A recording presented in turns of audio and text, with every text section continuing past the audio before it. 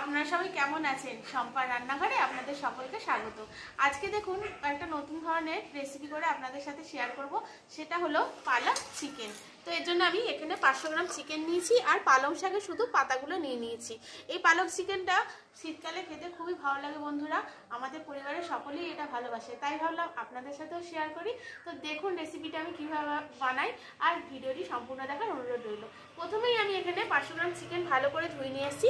এর মধ্যে আমি অল্প একটু রেড চিলি পাউডার দিয়ে দেবো, অল্প একটু হলুদ আর দিয়ে দেবো অল্প একটু কাঁচা সর্ষের তেল।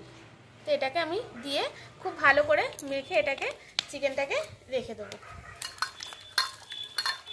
এখানে কড়া বসিয়ে দিয়েছি উনুনটা জেলে, আর অল্প একটু জল দিয়েছিলাম, সেটা গরমও হয়ে গেছে। প্রথমে এই পালং শাকের পাতাগুলোকে আমি একটু ব্লাঞ্চ মতো করে নেবো, অল্প একটুখানি সিদ্ধ করেই এটাকে পেস্ট বানাতে হবে।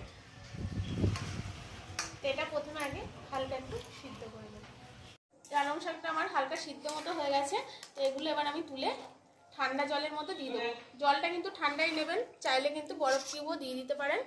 ঠান্ডা জলটা দেওয়ার কারণ হচ্ছে এর যে সবুজ রঙটা সেটা বজায় থাকবে, পুষ্টিগুলো বজায় থাকবে। এগুলো সব তুলে নেবো, দিয়ে এটার একটা পেস্ট বানিয়ে নেব।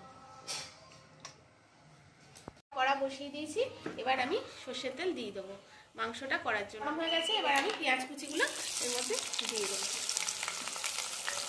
দিয়ে একটু হালকা লাল লাল করে ভেজে নেব।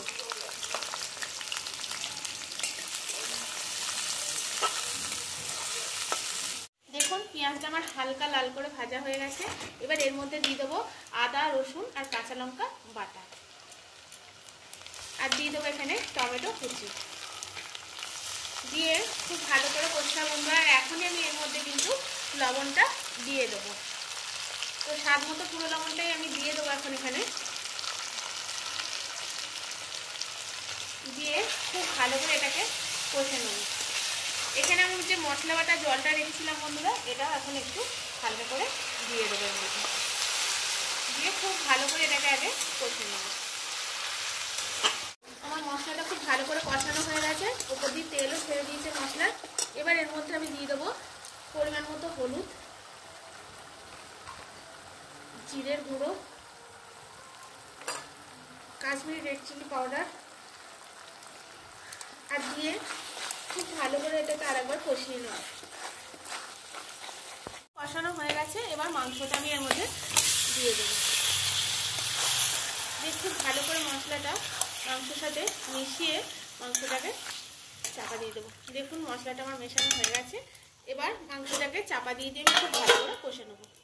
দেখুন আমি এটা চাপা দিয়ে দিয়ে হালকা আঁচের জাল দিয়ে কষে নিচ্ছি। এটা দেখুন অনেকটা জলও বেরিয়ে গেছে চিকেন দিয়ে। তো এটা আমি আরেকটু ভালো করে কষে নেবো, তারপর এতে একটু গরম জল অ্যাড করবো।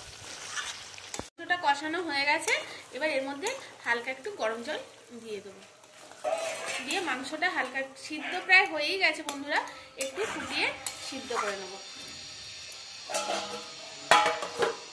একদম মাংসটা ফুটে কষা কষা মতো হয়ে গেছে। এবার আমি যে পালক শাকটা পিষে এনে রেখেছিলাম মিক্সিতে, সেটা এবার দিয়ে দেবো এর মধ্যে, দিয়ে খুব ভালো করে নেড়ে নিতে হবে। পালং শাকটা দেওয়ার পরে কিন্তু বন্ধুরা বেশিক্ষণ এটাকে রান্না করতে হবে না, কারণ পালং শাকের তাহলে গুণগত মানটা নষ্ট হয়ে যায়। আর এখানে দেখুন আমি এবার এর মধ্যে দিয়ে দেবো অল্প একটু ধনেপাতা কুচি,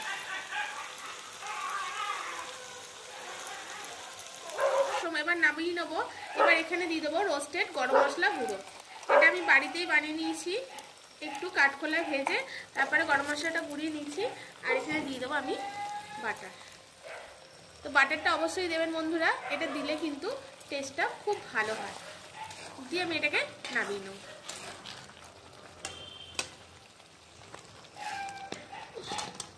তো বন্ধুরা কত সহজেই এই হরিয়ালি চিকেন বা পালক চিকেন আমি বানিয়ে ফেললাম। আপনারা ওই পদ্ধতিতে বাড়িতে বানিয়ে খান।